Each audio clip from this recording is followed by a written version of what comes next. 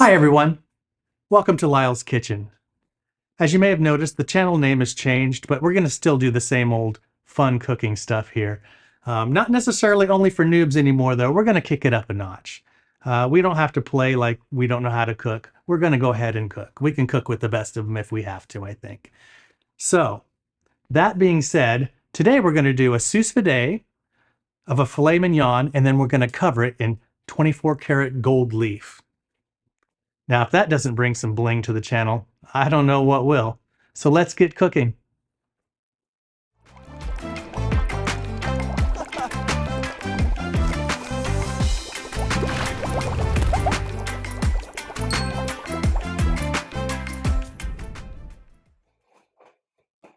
All right, here we have two butcher cut filet mignon.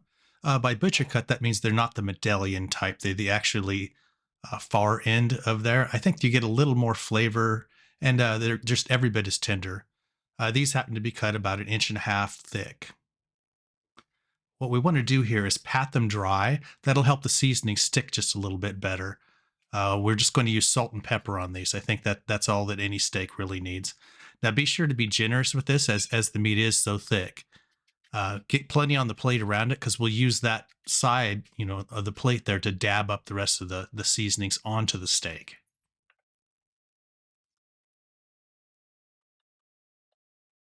All right, now that we have the steaks seasoned, we're going to go ahead and place them in a plastic bag and then vacuum seal it so it's ready to sous vide.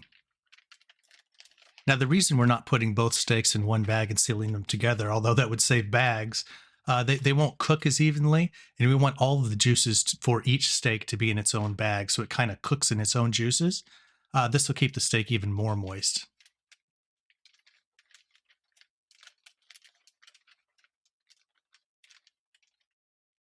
All right, now all we have to do is set the machine, push down on it, lock it in place, and then we'll push vacuum, which will take all the air out of the bag. And then at the end of the cycle, it'll go ahead and heat it across there and seal the bag.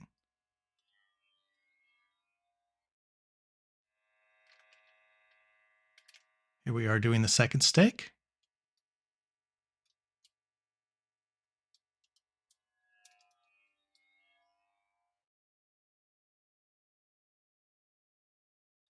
As you can see, it really seals tight around there. It'll actually leave a little line around the edge of the steak, which as you heat it up with the torch afterward, the brûlée torch, it'll take that away so you won't even notice it. All right, now we're going to go ahead and fill up the sous vide itself. This sous vide is just a 5-gallon one, not very large. You don't need much. All you have to do to set it in here is just set it on the side. You don't want to touch in the actual sous vide itself, and then seal around there like that. And we'll put one on each side, and we'll leave enough extra material at the top so the bag can swing inward toward the center of the sous vide and keep everything the same temperature. All right, now that those are sous vide in for about 3.5 hours, we'll go ahead and make the sauce. All right, first we're going to add 3 tablespoons of soy glaze. This isn't regular soy sauce. This is the actual soy glaze itself, a thicker version of it, a little bit sweet and salty. Next, we're going to add 2 tablespoons of hoisin sauce. This is going to impart just a little bit of an anise flavor to it, give it some rich undertones.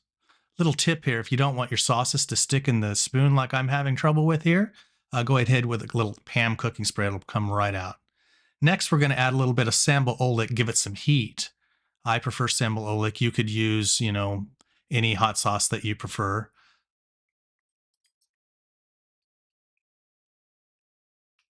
We're going to give that a quick stir, and then we're going to add only a 1/4 teaspoon of liquid smoke. This stuff is really, really strong, so we don't want it to take over the flavor of everything.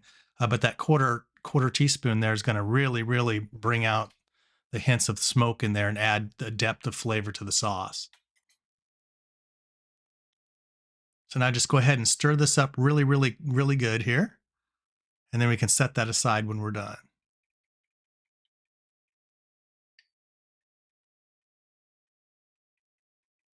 This is the sauce that we're going to actually use on the plate and as a steak dipping sauce. So these are going to be a little bit of an unusual steak. And here I'm just adding an extra 2 tablespoons of water here. It's a little bit thick for what I want. I want it to be, a good drizzle consistency. I don't want it to actually be thick and chunky.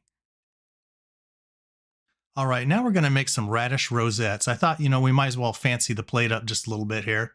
And I'm going to try my hand at radish rosettes.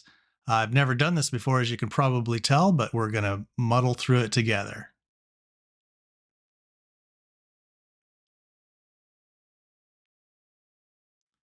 For this, I recommend using a paring knife that's really, really, really sharp.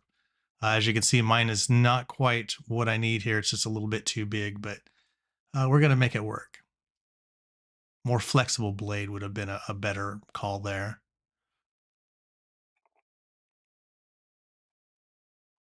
All right, now I'm just taking out the center pieces where I had to cut them loose, and that'll free the petals up.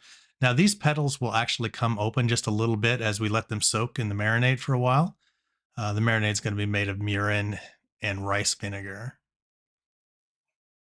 We're going to, as you see, I have already matchsticked up some radishes over there. And we're going to make a sauce here of, probably 2 or 3 tablespoons of rice vinegar. We'll add about, I suppose, tablespoon and a half of sugar. We're going to want to stir that up really good.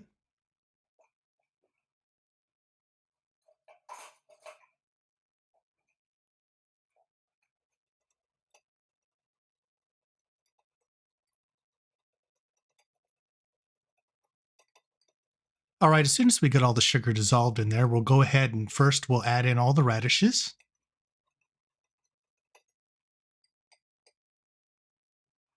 Kind of stir them up as we go so they get nice and combined and coated. Looks like we're going to need just a little bit more rice vinegar in there. We'll pour that in. All right, now let's give these a quick stir. And then we're going to go ahead and add in some Chinese cooking wine, which is mirin. We'll add in about a teaspoon. We don't want it to, be all boozy. All right, go ahead and give those radishes a quick stir. And then we'll set them in the refrigerator to marinate for at least 10 minutes, preferably half an hour, though, if you have it. All right, now we're going to go ahead and do our potatoes. These are just Yukon Gold potatoes. All I've done there is spread a little olive oil over the top of them. And now we're going to use some salt, and then we'll use some pepper.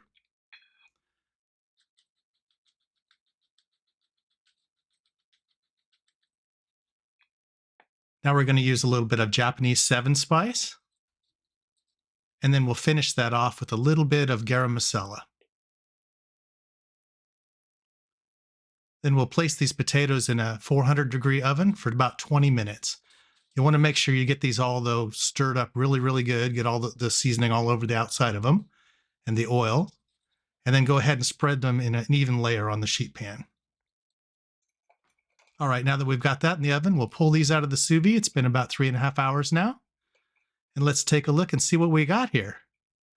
Now, I know they're going to look a little bit funny at first because they're not like what you'd see coming off of a barbecue.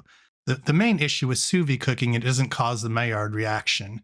So we will caramelize the outside of these with the Brûlée torch outside. Unfortunately, I didn't get any footage of me doing that, so you won't be able to see that getting done. But all you really have to do is take a Brûlée torch, make sure that you don't hold the flame too close to it because, burned steak does not taste good. And it's not good for you either. I understand that it causes cancer even. So you want to avoid that. But what you're trying to do is just gingerly put the flame over the steak until just the outside gets done. That's the benefit of sous vide. It only has, it gets exactly the right temperature all the way through. Now here you can see the finished steaks after I've taken the torch to them, and they come out beautiful. Now we're going to take the gold leaf. This is going to be our bling part. This is much harder than it looks. So if you're laughing at me for not getting this right, this is a very, very difficult thing to do. I found the easiest thing was to use a dry paper towel. You don't want anything to be wet because it will actually suck up to the paper towel if it's wet. I tried that first. We had to wipe it all off. And then you just gingerly brush the gold leaf down on it. Now you can kind of use the paper that it comes on to push it around here. We'll kind of speed this up because you don't want to see how much time it took to actually do this.